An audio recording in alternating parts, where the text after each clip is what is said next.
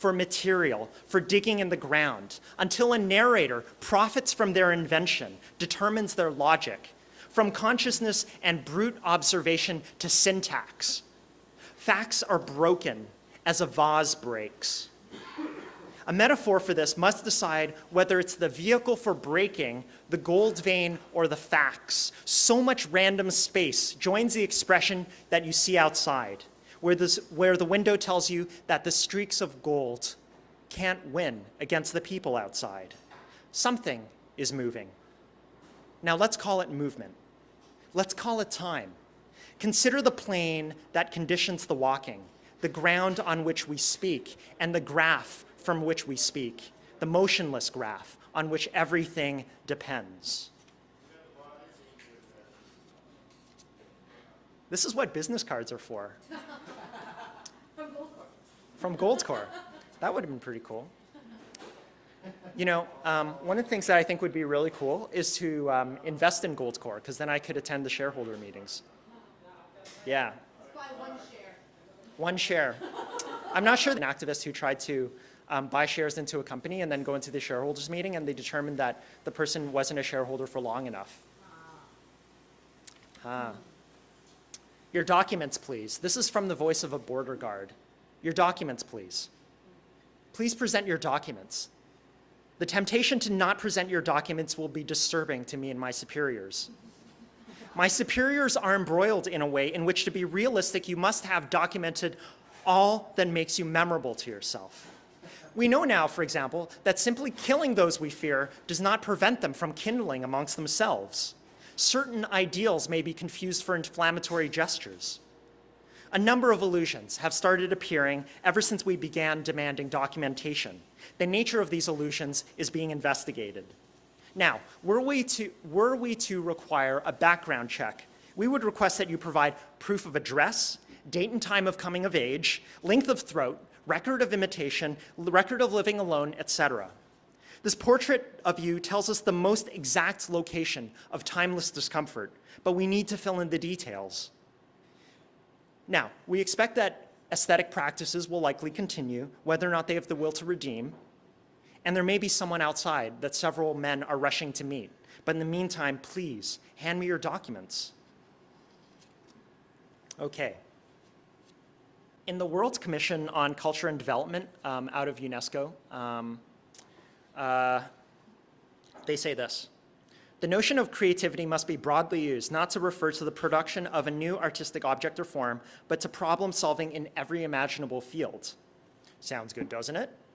Far from being germane to the arts alone, creativity is vital to industry and business, to education and to social and community development. So that's UNESCO for you. Now, to ease the guilt of going on, an empire tells a story of its merchants to give itself some vast shape, an overarching idea. Traveling from court to court, one hears stories of imports and notable exports, creating their own universes drawn neither from the future nor from the classics. Despite their best efforts, they entertain. Despite themselves, imagination lurks in secret folds. Wealth makes our city livable. There aren't any pedestrians. Those who step out are fair game for enthusiastic traffic.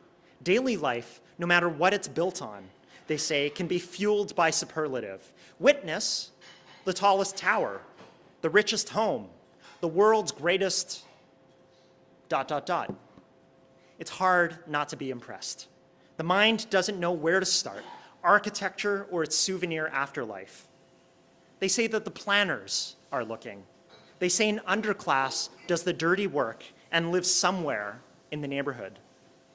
Some say that this is a street-level affair that couldn't be further away from an empire that just a blink ago had no history, no ancient encumbrances, but new scores require settling.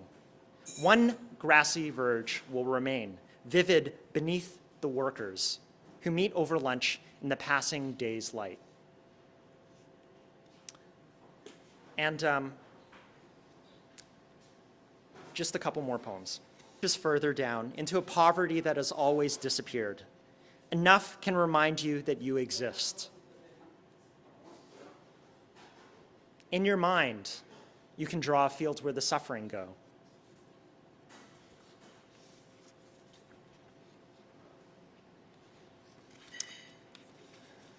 Oh, speaking of rashes.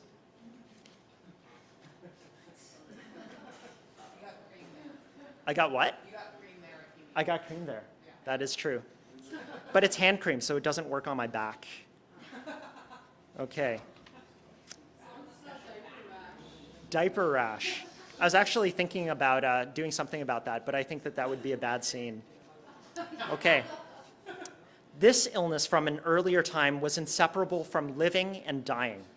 To isolate life from individual living, perhaps health now is normal, and illness is what needs curing. What we cancel out is a generous dose of sympathy, the stories by which we cure, and the bodies which serve as screens. Do we experience disease, or do we experience the experience that changes us in its arbitrary cruelty? What you ask of me is only my story. Yes, I say, I want closure too. I want a seam to give me meaning. I want, too, something that is ferociously true. But somewhere, I'm just a document, an argument about the very experience that makes me so particular. And deep inside that document is a ghost, deep inside the cave. What others mistake for my integrity, they know now is just a body that we bring under control. And one last poem. How many of you are security guards? Daniel. Thank you, Daniel. So,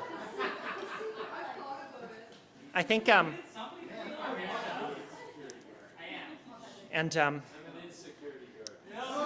oh, yeah, yeah. Thank you. What's your name? What's your name? Huh? Oh, Gerald. Oh, yeah, Gerald, ex-security guard. Thank you, Gerald. So this is for you, Gerald.